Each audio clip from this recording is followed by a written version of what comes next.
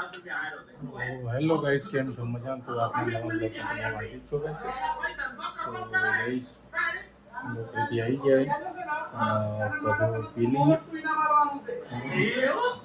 મમ્મીએ કોફી બનાવી દીધી છે.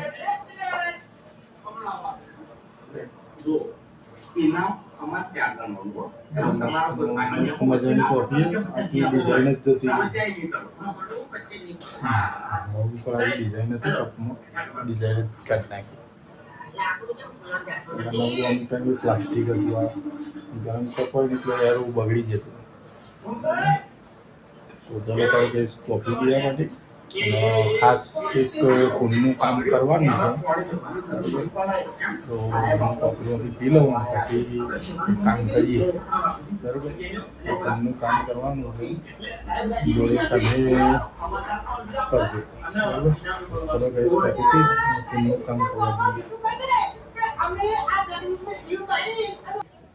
તો ગાઈસ મેં તમને કીધું ને કે પુણ્યનું કામ કરવાનું હતું. ભાઈ આપણે પુણ્યનું કામ કરીએ તો હું તમને બતાવું શું પુણ્યનું કામ. આ પુણ્યનું કામ જ કહેવાય.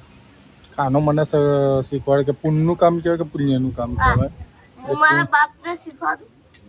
કેવું? બાપ હું મારા બાપને શીખવાડું, બાપ આપણને શીખવાડું, હું મારા બાપને શીખવાડું. શીખવાડવું પડે. અમુક ટાઈમ ભૂલ આવે તો શીખવાડવું પડે ગાઈસ. છોકરાએ શીખવાડીએ કે બાપને ક્યાંક ભૂલ આપણી થતી. નાનામાં નાનો માણસ મોટા માણસને શીખવાડી શકે.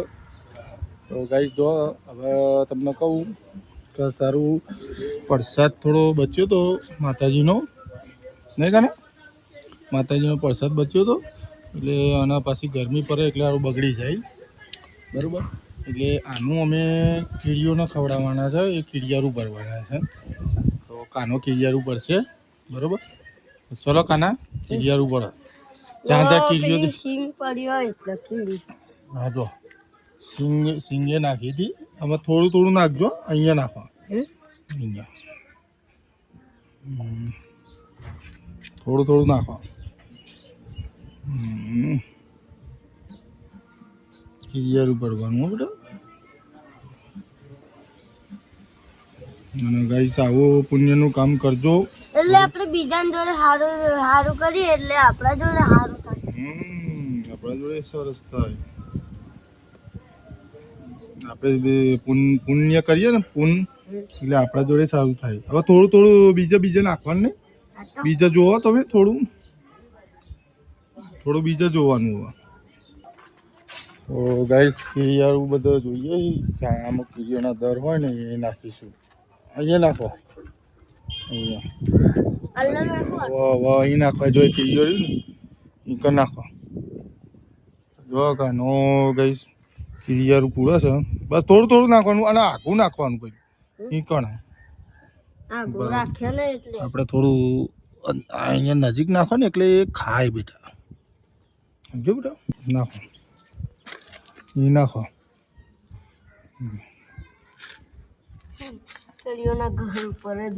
બાળકોના આવા સંસ્કાર તો રોજ થોડું થોડું નાખવાનું પહેલું. એના ઘરે જ નાખો ને એટલે આ બાજુ નાખો. આ બાજુ તો મોટું હોય. હા તો નાખો અહીંયા મોટું હોય તો. આવા સંસ્કાર આલવાના એટલે શીખા બધું. થોડું ભાઈ જો કૂતરો આવ્યો તો કૂતરાને એક પેડો ખવડાવી દઈએ. બરાબર, એને પૂન કરીએ. અમારો કાનો બધું પુણ્યનું કામ કરે. બાળકોને આ બધું શીખવાડે એ તો થઈ જાય. આ બાજુ આવો. હા આવ્યું મોટું દે. અહીંયા ને અહીંયા ટુકડો મૂકો. આમાં ચૂરો કર ચૂરો. હા ચૂરો કરી નાખો. હા અહીંયા નાખો. ચૂરો કરો એના ઉપર જ થોડું આગળ અંદરની સાઈડ.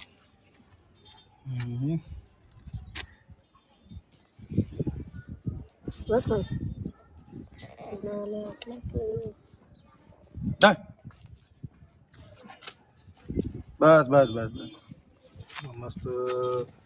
મસ્ત રીતે નાખી દીધું કાનાએ.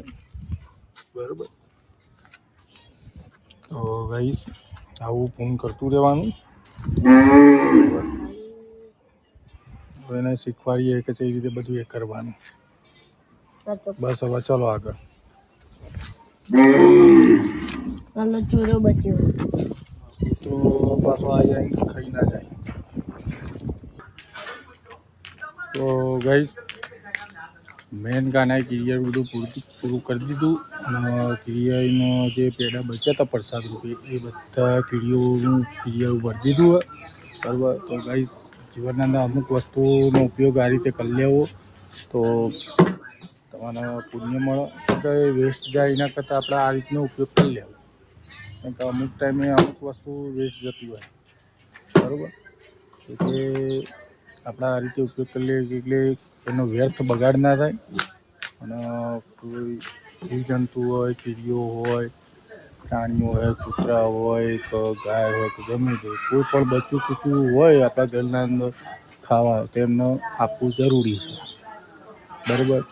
તો ગાઈસ આપણો બ્લોગ જોતા રહેજો અને આવું પુણ્યનું કામ કરતા રહેજો.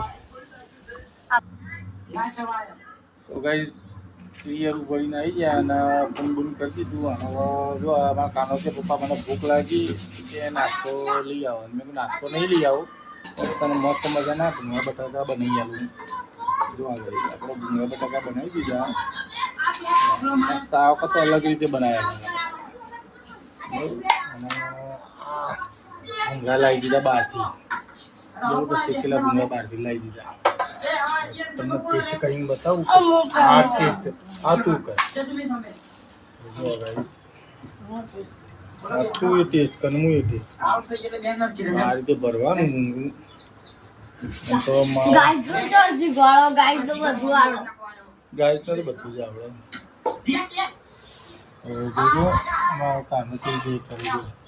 કેવા કેવા છે વધારે એ તીખા તો હોય જ ને.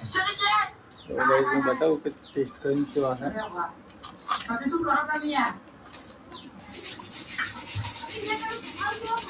હા જોરદાર બન્યા ભૂંગળા બટાકા ખતરનાક.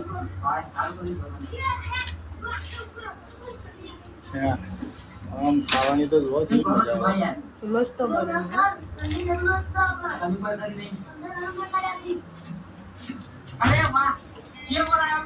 તો ગાઈસ આપણો બ્લોગ જોતા રહેજો, લાઈક શેર અને સબસ્ક્રાઈબ કરતા રહેજો બરોબર. Okay bye.